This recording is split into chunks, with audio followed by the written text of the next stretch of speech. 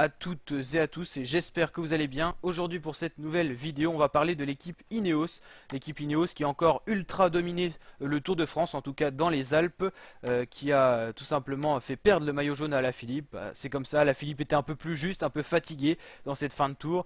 Et l'équipe Ineos qui a un peu caché son jeu dans les Pyrénées, on va se l'avouer. Pour avoir les jambes comme ça dans les Alpes quand on regarde le cyclisme, on peut savoir que Bernal et Thomas n'étaient certainement pas à fond dans les Pyrénées. D'ailleurs, il y a quelques images qui montrent un petit peu que Geraint Thomas n'était pas à fond. C'est quand tout simplement Alaphilippe avait suivi une attaque de Pinot dans les Pyrénées et où Geraint Thomas, quand il a vu qu'Alaphilippe était rattrapé justement par son groupe, l'a attaqué tout comme Kruijswijk. Je pense que l'équipe Ineos a un peu joué. Ils ont laissé un peu le maillot sur Alaphilippe parce qu'ils pensaient qu'il n'allait pas remporter le Tour.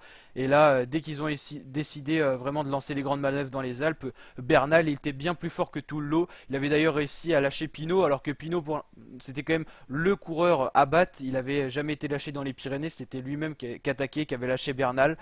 Bon, après Pinot était un petit peu blessé, mais il a quand même dit que dans l'étape, dans les Alpes, il n'avait pas de douleur trop dans les montées. C'était plus dans les descentes où il avait du mal à pédaler. Une fois que c'était chaud, sa douleur musculaire au-dessus du genou ne lui posait pas problème.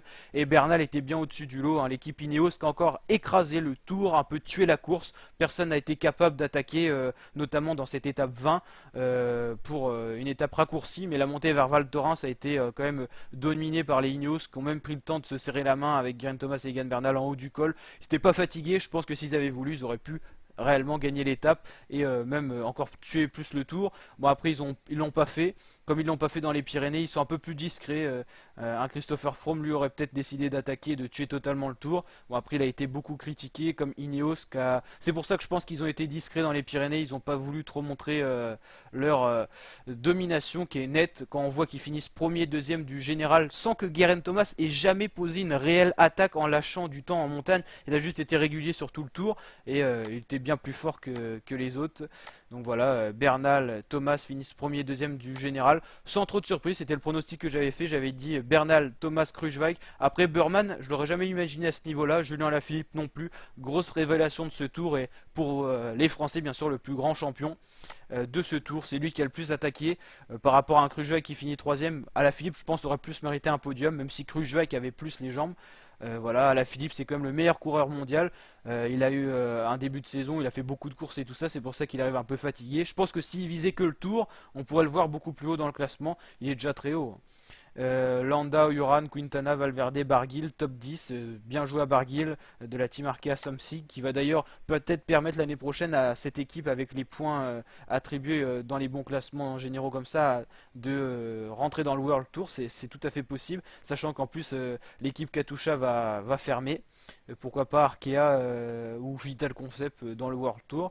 Richie Porte un peu juste, Guillaume Martin son meilleur résultat dans le Tour, félicitations à lui aussi. Les Français, bah on peut quand même être déçu qu'on va pas chercher le podium tout ça, mais c'est quand même un beau Tour parce que dans le top 20 on en a beaucoup. C'est sûr qu'on aimerait un successeur à Bernard Hinault, on se demande si on va pas le voir un jour. Après l'US Postal qui avait dominé 7 ans le Tour avec Armstrong, là c'est Ineos depuis déjà quelques années qui domine soit avec Froome, soit avec Thomas, soit avec Bernal. Il joue un petit peu, il se passe le maillot un petit peu. C'est vrai que c'est un peu moche, c'est une course qui est tuée avec des rythmes infernaux dans les montagnes qui empêchent toute attaque des adversaires. Des adversaires comme Kruijswijk qui sont passifs mais ils n'ont pas les jambes, ils peuvent pas attaquer. Burman a essayé d'attaquer, finalement il a été lâché par Bernal et Thomas. Donc voilà, on peut être déçu, on peut vraiment être déçu quand même que ce Tour s'achève comme ça, alors que dans les Pyrénées on aurait cru à un Thibaut Pinot, à Alaphilippe, et au final l'arrivée du Tournalais n'a pas du tout défini l'arrivée de ce Tour. On avait Pinot premier, deuxième Alaphilippe, Geraint Thomas qui était lâché. Bon, je pense que c'était du bluff, on peut pas être aussi mal dans les Pyrénées et se refaire la cerise quand on connaît un peu le cyclisme sur un grand Tour. On peut être plus fort en troisième semaine, mais pas à ce point là. Un Bernal qui était au même niveau que Burman en suivant Pinot dans les Pyrénées. Il avait du mal à suivre Pinot d'ailleurs, il a attaqué lors de la première ou la deuxième étape des Alpes, Bernal. Pinot m'a pas pu suivre, même s'il était un peu blessé dans les côtes normalement, vu que c'était à chaud, sa blessure ne lui faisait pas trop mal d'après ce qu'il a dit. Donc je pense vraiment qu'il y a eu du bluff de la team Ineos et ils ont encore une fois de plus tué le Tour, premier et deuxième, ultra dominant. Voilà, c'est dommage. N'hésitez pas à me dire ce que vous en pensez en commentaire, mais c'est vrai que Ineos c'est une équipe qui tue toujours le Tour, c'est fou.